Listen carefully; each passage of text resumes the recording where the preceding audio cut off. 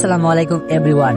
অভিমানী মন গল্পের 8 নম্বর পার্ট। তো চলো বেশি কথা না কইয়া গল্প শুরু করা যাক। আমি সবার সামনে বলতে শুরু করলাম, ধরুন আপনার একটা মেয়ে বেস্ট ফ্রেন্ড আছে, তার একটা বিএফ আছে, যে এতটাই খারাপ যে অনেক মেয়ের সাথে সে সম্পর্কে জড়িয়ে আছে এবং রুম ডেট অব্দি করেছে। আপনি সব জানেন যে আপনার বেস্ট ফ্রেন্ডটি এমন একটা ছেলের সাথে সম্পর্কে জড়িয়ে গেছে। এমত অবস্থায় আপনি বা আপনারা কি করবেন? নিশ্চয়ই তাকে বুঝাবেন, বাধা দিবেন। তাতে যদি কাজ না হয় তাহলে কি করবেন? কেউ কেউ বলে বসলো, আমি হলে তাকে আমার বেস্ট ফ্রেন্ড থেকে রিমুভ দিয়ে বলবো আমি চললাম বন্ধু। অনেকে অনেক কিছু বললো, আমি সব শুনে বললাম আমি কি করেছি শুনবেন? সবাই বলল বলেন। আমি বললাম একদিন সে তার বিএফ এর সাথে পার্কে বসে চুমাচুমি করছিল। আমি তা দেখে রাগের বসে গিয়ে 2টা চর মেরে বসি এবং সেও আমাকে চর মেরেছিল। কিন্তু এই চর মারাই সে সীমাবদ্ধ থাকেনি, এমন কিছু করেছে তা হয়তো একজন বেস্ট ফ্রেন্ড হয়ে, একজন মেয়ে হয়ে অন্য একটা মেয়ের যে এতটা সর্বনাশ কেউ করতে পারে আপনারা ভাবতেও পারবেন না। সবাই বলল কি করেছে আমরা শুনতে চাই। আমি বললাম আচ্ছা তাইলে শোনেন। আমার নামে সে নারী নির্যাতনের মামলা করে বসে, ফলে আমার 1 মাস জেল খাটতে হয়। আবার আমার বোনের সংসারটিও সে ভেঙে দিয়েছে। আমার আপুর বিয়েটা ভাগ্যক্রমে তার ভাইয়ের সাথে হয়। আমি যখন আপুর বিয়ের 4 দিনের মাথায় আপুর বাসায় বেড়াতে যাই, তখন সেই রাতেই সে আমার রুমে আসে। সে আমার অনেক কাছাকাছি আসতে চাইলে আমি না করি, তবুও সে কাছে আসতেই থাকে। তাই কোনো উপায় না পেয়ে আবার ওই দিনের মতো ঠাস করে চর মেরে দিই। কিন্তু সে যে চরের প্রতিশোধ এইভাবে নিবে কখনো ভাবিনি। ও চিৎকার দিয়ে বসে এবং ওর ভাই সহ আমার আপু রুমে চলে আসে। আশা করি তারপর কি হয়েছে সব বলতে হবে না, আপনারা হয়তো বুঝতে পেরেছেন। আমি বাসায় আসার কয়েকদিন পর আমার আপুকেও ওর ভাই আমাদের বাসার রাস্তা মাপতে বাধ্য করে। আজ 1 বছর আমার আপুর স্বামী বেঁচে থেকেও সে যেন বিধবা। আজও দেখি আমার আপু নীরবে চোখের জল ফেলে, ভাবে যে তার ভালোবাসার মানুষটা কবে ভুলটা ভাঙবে, কবে এসে বলবে আমায় ক্ষমা করো, বাসায় চলো। আপনারা এটা জানলে খুশি হবেন, সে অন্যের ঘর ভেঙে নিজে সুখী হতে পারেনি, তারও ঘর ভেঙেছে। বিয়ের কয়েকদিনের মাথায় তার স্বামীও তাকে ডিভোর্স দিয়ে দিয়েছে। আমি যেমন ভাই হয়ে নিজের আপুকে তার বর ডিভোর্স পেপার দিয়েছে বলে তাকে সই করতে বলেছি, ঠিক তেমনই তারও ভাই তার বোনের ডিভোর্স পেপারে সই করতে বলেছে।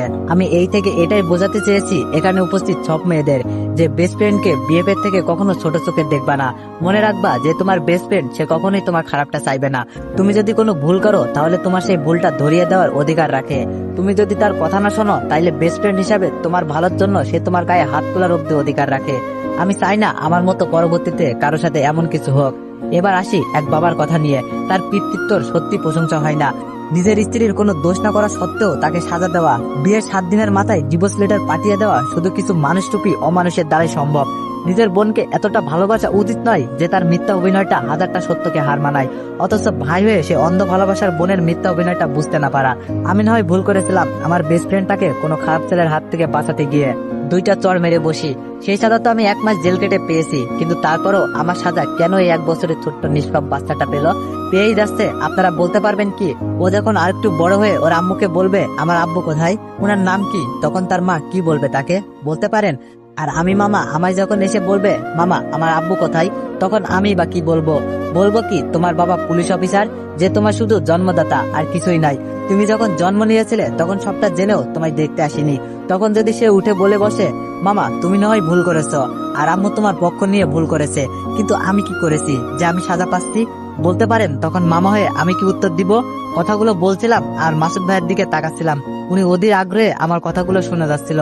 তো এভরিওয়ান, যারা যারা এখনো আমার ফেসবুক পেজটি ফলো করেননি তাড়াতাড়ি গিয়ে ফলো করে দিয়ে আসেন। ফেসবুক পেজের নাম ভয়েস অফ দীপা অফিসিয়াল। আপনারা জানেন কি ওই বাবা আপনাদের মাঝেই উপস্থিত রয়েছে, যে কিনা বিনা দোষে তার ভালোবাসার মানুষটিকে ত্যাগ করেছিল, নিজের সন্তানকে ত্যাগ করেছে। আমি নাম না বললেও অনেকে হয়তো বুঝে গেল কে হতে পারে। তবু অনেকে বললো ওনার নামটি বলুন একবার, ওনার মুখে থুতু মারবো আর ওনার বোনের গলায় জুতোর মালা পরাবো। আমি হাতের আঙ্গুলটা তুললাম, তুলে ওই নিষ্ঠুর বাবাকে দেখাতে গিয়েও হাতের আঙ্গুলটা নামিয়ে নিলাম। কয়েক সেকেন্ডের জন্য নীরব হয়ে ভাবলাম, উনি যে ভুল বুঝে আপুকে ত্যাগ করেছেন, ওনার সেই ভুলটা হয়তো একদিন ভাঙবে।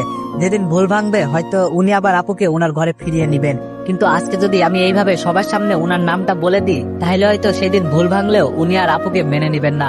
ভুল ভেঙে আপুকে আবার ফিরিয়ে নেওয়ার যে সম্ভাবনা রয়েছে তা হয়তো আর থাকবে না। তাই হাতের আঙ্গুলটা নামিয়ে নিয়ে বললাম, আমি আর চুপ থাকবো না, এবার আমিও আইনি ব্যবস্থা নিব। আমার ভাগ্নেকে ও সব অধিকার হয় ফিরিয়ে দিব, নয়তো ওর বাবাকে উচিত শিক্ষা দিব। তারপর থেকেই আমার ভাগ্নে ওর বাবাকে জানতে চাইলে ও জানবে ওর বাবা মৃত। যাই হোক, এবার মূল কথায় আসি। আমি কখনো ভাবি নাই যে এমন একটা মহৎ উদ্দেশ্যে পরিচালিত ক্লাবটিতে আমি দাওয়াত পাবো, কিছুটা সাহায্য করে এর অংশ হতে পারবো। আপনারা যত দ্রুত সম্ভব ক্লাবটি প্রতিষ্ঠা করে ফেলুন। ক্লাবের সকল দরকার ও সাহায্য সহযোগিতায় আমায় পাবেন। ইনশাল্লাহ সবার আগে আমি আমার হাতটা বাড়িয়ে দিব। আমার কথা শুনে সবাই হাততালি দিয়ে উঠলো। আর এই অনুষ্ঠানে আমাকে আমন্ত্রণ করায় প্রিন্সিপাল স্যারকে আন্তরিকভাবে জানাচ্ছি ধন্যবাদ।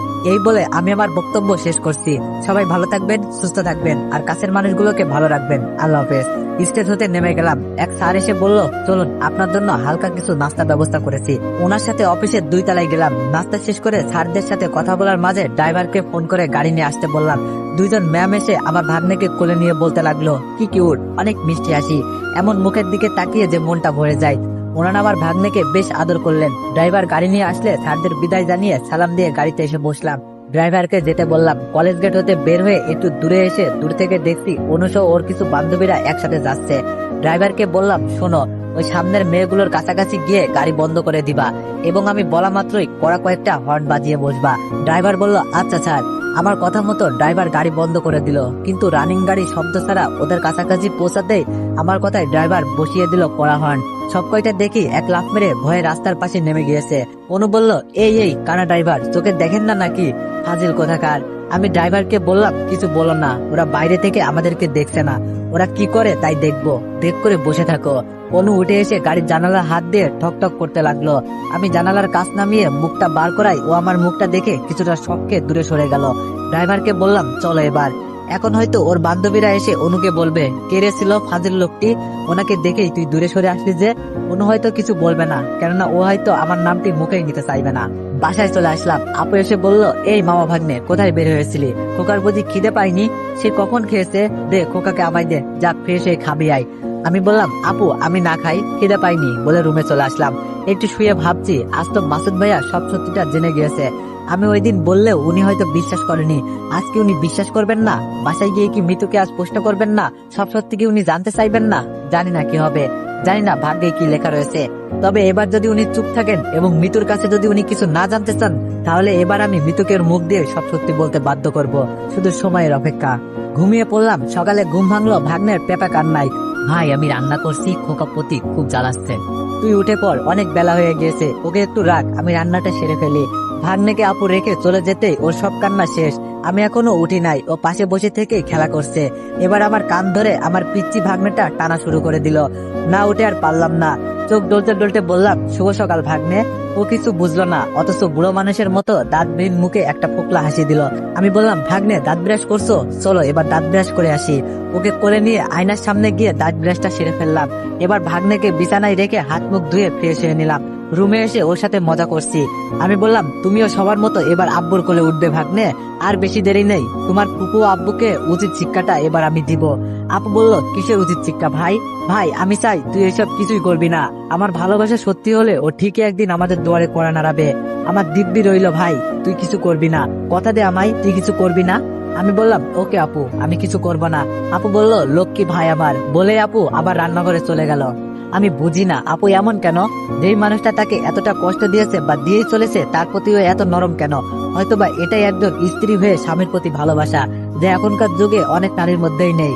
একদিন 2 দিন এভাবেই 3 মাস পার হয়ে গেল, অথচ মাসুদ ভাইয়ের পক্ষ থেকে কোনো সারা শব্দ কিছুই আসলো না। চাতক পাখির ন্যায় আমি আপু চেয়ে রইলাম কবে আসবো এই দিনটার আশায়। এরই মধ্যে আব্বু এসে একদিন বলল, আমরা এখনো কোথাও একসাথে বেড়াতে যাইনি, চলো সবাই কোথাও একসাথে একদিন ফ্যামিলি পিকনিকে যাই।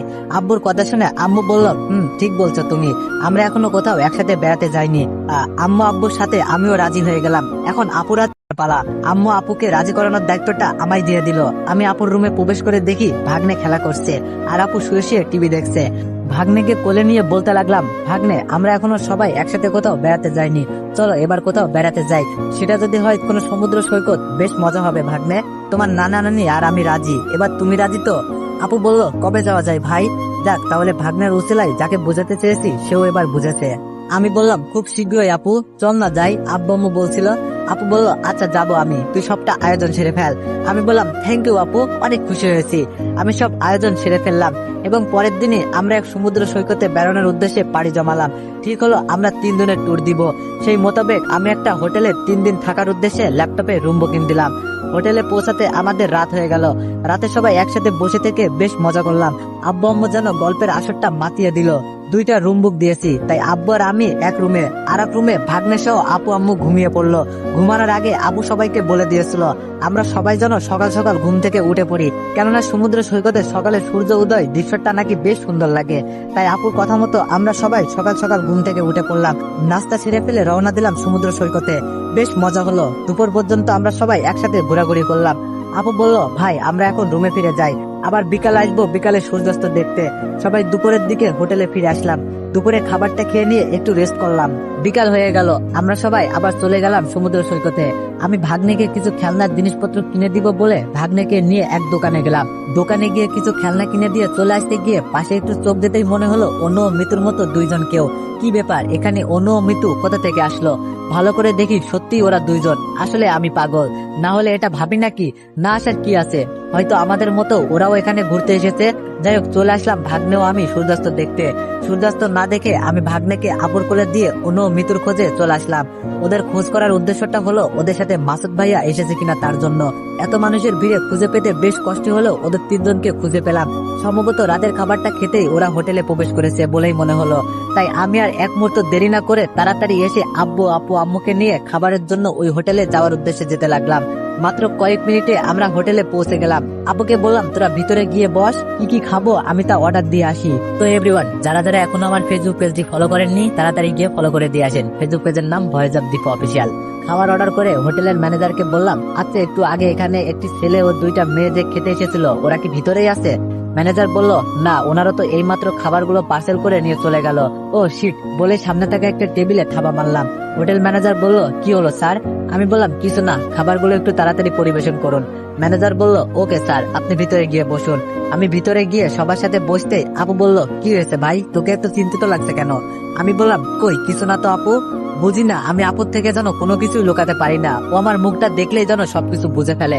খাওয়া দাওয়া সেরে সবাই হোটেলে ফিরলাম রাত 8টার দিকে। রুমে ফিরে আমি আজ একটু তাড়াতাড়ি শুয়ে পড়লাম। সকালে ঘুম ভাঙলে উঠে পড়লাম। হোটেলের এক জানালার সামনে যেতেই দেখি মাসুদ ভাইয়া গেট দিয়ে বের হয়ে যাচ্ছে। আমি খুব তাড়াতাড়ি করে সিঁড়ি বেয়ে নামতে গিয়ে কারোর সাথে একটু ধাক্কা খেলাম, কে সেটা না দেখে সরি সরি বলে চলে গেলাম। গেটের কাছে যেতেই ততক্ষণে মাসুদ ভাই ওখান থেকে চলে গিয়েছে। খুঁজে না পেয়ে চলে আসছি। হঠাৎ মনে হলো এই হোটেলের গেট দিয়ে মাসুদ ভাইয়া বার হয়ে গেল, তার মানে তো এই হোটেলেরই কোনো রুমে হয়তো বা ওনারা উঠেছেন। হোটেল ম্যানেজারকে গিয়ে বললাম আচ্ছা এই হোটেলে গতকাল কি 2টা মেয়ে ও একটি ছেলে উঠেছে? ওদের 3জনের বর্ণনা দিয়ে বললাম। উনি বললেন সরি, আমি এই 2 দিন ছুটিতে ছিলাম, আজ এসেছি তাই বলতে পারছি না। আমি বললাম একটু আপনাদের ওয়েবসাইটটি চেক করে দেখুন না, এমন কেউ কি সিট বুক দিয়েছে কিনা। ম্যানেজার বলল স্যার দেখুন, সিকিউরিটির সাথে কারো কাছে এমন তথ্য দেওয়া হোটেলের নিয়মের বাইরে, আর তাছাড়াও আমি এখন ব্যস্ত আছি, তো সরি স্যার। আমি বললাম আচ্ছা ঠিক আছে বলে রুমে চলে আসলাম। এসে জানালা দিয়ে আবার তাকিয়ে থাকলাম। অনেকক্ষণ তাকিয়ে থাকলাম মাসুদ ভাইয়া আসে কিনা বলে। অনেক সময় পার হয়ে গেলেও উনি ফিরলেন না। এত বড় হোটেলে সব রুমে গিয়ে গিয়ে ওদেরকে খুঁজে বের করাও সম্ভব না, অনেকে হয়তো বিষয়টা খারাপ ভাবেও নিবে। একটু পর আব্বু এসে বলল কি হলো আবির, তুই আর যাবি না বাইরে? আমি বললাম আব্বু তোমরা যাও, আমি একটু পর আসছি বলে আমি দাঁড়িয়ে রইলাম। সবাই বেরিয়ে গেলে আমি বিছানায় বসে ভাবতে লাগলাম আজ আমার জন্যই আপু ও মাসুদ ভাইয়ের মাঝে দূরত্বটা সৃষ্টি হয়েছে। জানি না আমি কবে এই দূরত্বটা ঠিক ঘুষিয়ে 2জনকে আবার এক করতে পারবো।